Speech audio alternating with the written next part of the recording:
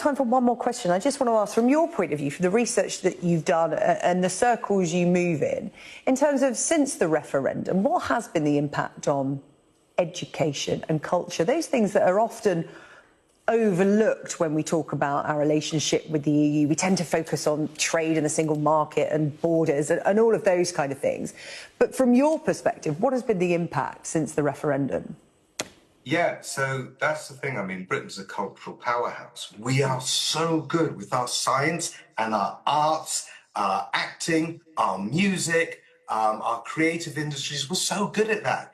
And Brexit has just put up these barriers. It did it for science instantly. We felt it. It's done it for traveling musicians and traveling theatre companies now, even traveling artisan salespeople. It's just put the barriers up, which is nuts because right around the world, Britain is respected for our creativity. But if we can't get to the continent like we could before to work with that, if we can't enrich our universities with the best and the brightest from around the world and Europe and lead multinational programs, then we've shuttered ourselves in.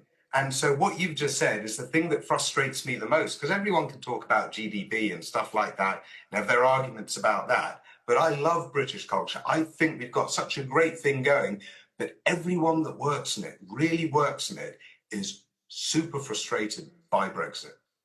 OK, Dr. Mike Galsworthy, Chair of the European Movement UK and founder of Scientists for EU, really appreciate your time on